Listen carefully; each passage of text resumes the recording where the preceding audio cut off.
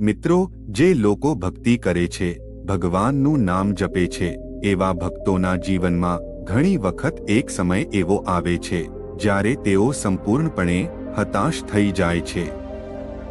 ભગવાન પ્રત્યે તેમનો વિશ્વાસ પણ ડગમગી જાય છે. ઘણા એવા પણ ભક્તો હોય છે જેઓ ભગવાનનું નામ લેવાનું પણ બંધ કરી દે છે અને નાસ્તિક બની જાય છે, કારણ કે તેઓ તે દુઃખ અને પરેશાનીઓ સહન કરી શકતા નથી. તેઓ સમજી શકતા નથી કે તેમની સાથે આવું કેમ થાય છે. જે લોકો નિયમિત ભગવાનની પૂજા કરે છે, ભક્તિ કરે છે, તેઓ હંમેશા એમ જ વિચારે છે કે તેમના જીવનમાં હંમેશા સુખ રહે, જીવનમાં ક્યારેય દુઃખ ન આવે, બધી ઈચ્છાઓ પૂર્ણ થાય. પરંતુ મિત્રો, તમે માત્ર સુખ જ ભોગવશો તો તમારા ભાગનું દુઃખ કોણ ભોગવશે? મિત્રો, આજની વિડિયો ખૂબ જ જ્ઞાનવર્ધક છે. આજની વિડિયોમાં તમને જાણવા મળશે કે ભગવાન હંમેશા સારા માણસોની પરીક્ષા કેમ લે છે અને જ્યારે ભગવાન આપણી પરીક્ષા લે છે ત્યારે શું થાય છે. આજની વિડિયોમાં તમને એ પણ જાણવા મળશે કે જીવનમાં ગમે તેવું દુઃખ આવે તો પણ તમારી જાતને કેવી રીતે મજબૂત બનાવવી. તો મિત્રો, આજની વિડિયો અંત સુધી જરૂર જોજો અને વિડિયોને લાઈક કરી શેર કરજો તથા અમારી ચેનલને સબસ્ક્રાઇબ કરીને કોમેન્ટ બોક્સમાં જય શ્રી કૃષ્ણ પણ જરૂર લખી દેજો. મિત્રો, સુખ માણવાનો ખરો આનંદ ત્યારે જ મળે છે જ્યારે તમે જીવનમાં દુઃખ સહન કર્યા હોય. ઉદાહરણ તરીકે, જો તમારે લીટી ટૂંકી કરવી હોય તો ફક્ત તેની બાજુમાં એક મોટી લીટી દોરો. તેવી જ રીતે મિત્રો, જીવનમાં દુઃખ આવે તો જ સુખની સાચી કિંમત સમજાય છે. જે માણસ ભૂખ્યો હોય એ જ અન્નની કિંમત જાણતો હોય છે. જેની પાસે પહેરવા માટે કપડાં નથી હોતા એ જ વસ્ત્રોની કિંમત જાણતો હોય છે. તેથી જ્યારે તમારા જીવનમાં દુઃખ આવે ત્યારે જ સુખનું વાસ્તવિક મૂલ્ય સમજાય છે. આ દુનિયામાં એવો કોઈ વ્યક્તિ નથી જેને ક્યારે દુઃખ ન મળ્યું હોય. આ દુનિયામાં કોઈ એવો પણ વ્યક્તિ નથી જેને માત્ર સુખ જ મળ્યું હોય. મિત્રો, સુખ અને દુઃખ આપણા કર્મોને આધીન હોય છે. આ પ્રક્રિયા અનાદિકાળથી ચાલી આવે છે. તેથી જ આપણે સુખની સાથે સાથે દુઃખ પણ ભોગવવું પડે છે.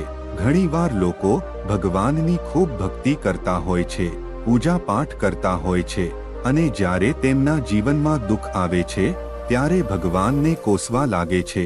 જો કોઈ સમસ્યા ઊભી થાય તો તરત ભગવાનને ફરિયાદ કરવા લાગે છે કે હું તમારી ખૂબ પૂજા કરું છું, તેમ છતાં મને ઘણી સમસ્યાઓ છે, મારા જીવનમાં દુઃખ છે.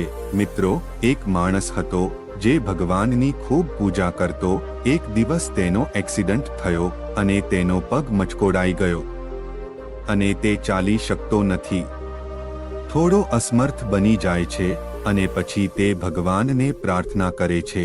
તેમને ટોણા મારે છે કે હું તો દિવસરાત તમારી ખૂબ પૂજા કરતો હતો, હું 24 કલાક તમારું નામ રટું છું, છતાં મારો અકસ્માત કેમ થયો? એ જ રાત્રે ભગવાન તેના સપનામાં આવ્યા અને તેને અકસ્માતનું સમગ્ર દ્રશ્ય બતાવે છે અને સમજાવ્યું કે તે કોઈ સામાન્ય અકસ્માત ન હતો, તે ખૂબ જ ગંભીર અકસ્માત થવાનો હતો જેમાં તારું મૃત્યુ એકદમ નિશ્ચિત હતું. પરંતુ તારા કર્મો, તારી પૂજા, મારું નામ લેવાને કારણે તારો આટલો ભયંકર અકસ્માત માત્ર એક નાની ઈજામાં ફેરવાઈ ગયો. પછી તે વ્યક્તિને સમજાય છે કે તે ભગવાનને કારણે કેટલી મોટી સમસ્યામાંથી હું બચી ગયો. મિત્રો, જ્યારે પણ ભગવાન તમારી પરીક્ષા કરે છે ત્યારે તે તમને એવા મૂલ્યવાન અને મજબૂત બનાવે છે કે તમે તમારા જીવનમાં સફળ થઈ શકો. ભગવાન તમને પરીક્ષામાં સફળ થવામાં મદદ કરે છે. તમારા જીવનમાં દુઃખ ક્યારેય ઘટશે નહીં. તમારા કર્મો પ્રમાણે દુઃખ તો ભોગવવું જ પડશે. દુઃખ તો આવશે જ, પરંતુ જો તમે ભગવાનનું નામ જપશો તો ભગવાન ચોક્કસપણે તમને દુઃખ સામે લડવાની શક્તિ આપે છે. મિત્રો, એક વખત એક વ્યક્તિ તીખા મરચાં ખાતો હતો. જ્યારે તેને ખૂબ જ તીખું લાગ્યું ત્યારે તેને એક ગોળનો ટુકડો ખાઈ લીધો. તેની સાથે ઊભેલા વ્યક્તિ પૂછે છે કે શું મરચાં ખૂબ જ તીખા છે? ગોળ ખાવાથી તીખાશ માટી ગઈ ત્યારે પેલો માણસ જવાબ આપે છે કે ના, બિલકુલ નહીં, મરચાં તો ખૂબ જ તીખા છે, પરંતુ ગોળના ટુકડાથી મરચાંની તીખાશ સહન કરવાની શક્તિ મળી. મિત્રો, ભગવાન પણ આપણા જીવનમાં આ જ ભૂમિકા ભજવે છે. તેઓ તમને ખૂબ સક્ષમ બનાવે છે અને એટલી શક્તિ આપે છે કે તમે ગમે તેવા દુઃખ કે પીડાને સહન કરી શકો. તેથી મિત્રો, જો તમે દુઃખી હોય તો ભગવાનને દોષ ન આપો. મિત્રો, હવે આપણે સમજીએ કે જ્યારે ભગવાન જો તમે પરીક્ષા લે છે ત્યારે કેવા સંકેતો મળે છે. જ્યારે ભગવાન તમારી પરીક્ષા કરે છે ત્યારે ઘણી વખત એવું થશે કે તમે જમવા બેઠા હશો અને દરવાજા પર અચાનક કોઈ ભિખારી આવશે જે ભૂખ્યો હશે, અથવા તો કોઈ કૂતરો કે ગાય આવે તો તેને ચોક્કસ જમાડો. ઘણા લોકો ઘરમાંથી અલગ જમવાનું લાવીને ભિખારી કે પ્રાણીઓને આપે છે, પરંતુ જો તમે તમારી થાળીમાંથી તેમને જમાડશો તો ભગવાન ચોક્કસ તમારા પર પ્રસન્ન થશે. કારણ કે મિત્રો, એવું માનવામાં આવે છે કે જો તમે તમારી થાળીમાંથી જમવાનું આપો તો તે તમારા મોંનો કોળિયો ગણાશે. અને આ પ્રકારે કરેલું દાન સૌથી શ્રેષ્ઠ અને ઉત્તમ ગણાય છે. તમે ક્યાંક જઈ રહ્યા છો અને તમે રસ્તામાં કોઈને મળો, જો ઠંડીને કારણે કોઈ ફફડી રહ્યું હોય અને તમે તેને વસ્ત્રોનું દાન આપો તો આવું દાન મહાન ગણાય છે. જરૂરિયાતમંદોને મદદ કરવી એ એક મહાન સેવા છે. અને જો તમે આ કરો છો તો ભગવાનની કૃપા તમારા પર ચોક્કસ વરસશે. ભગવાનમાં વિશ્વાસ ક્યારેય ગુમાવશો નહીં, કારણ કે તે હંમેશા તમારી સાથે રહે છે. તમે સુદામાજી વિશે સાંભળ્યું જ હશે કે ભગવાન શ્રી કૃષ્ણના તેઓ મહાન ભક્ત હતા અને તેમના મિત્ર પણ હતા. તેમના પોતાના ઘરમાં ઘણી ગરીબી હતી. 2 સમયનું ભોજન પણ નહોતું મળતું.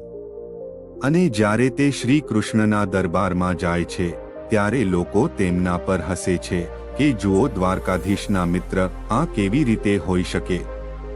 પરંતુ સુદામાજીએ ક્યારે ભગવાનનું નામ જપવાનું બંધ કર્યું નહીં. પરંતુ તેમનો વિશ્વાસ અતૂટ હતો અને જ્યારે પણ તેઓ જમવા બેસતા ત્યારે સૌથી પહેલા તે ભગવાનને યાદ કરતા, તેમને થાળ પણ ધરાવતા અને તેમનો આભાર પણ માનતા. પછી જ જમતા. જ્યારે તેઓ દ્વારિકા આવ્યા અને ભગવાન કૃષ્ણને મળ્યા ત્યારે તેમનું નસીબ બદલાઈ ગયું. જે લોકો હંમેશા ભગવાન પર વિશ્વાસ રાખે છે, શ્રદ્ધા રાખે છે, ભગવાન હંમેશા તેમનું રક્ષણ કરે છે. અને દુઃખ કે પરેશાની હોય કે ગમે તેવી મોટી મુસીબત કેમ ન હોય, ભગવાન તમને સાથ જરૂર આપે છે અને એ મુસીબતો સામે લડવાની શક્તિ પણ જરૂર આપે છે.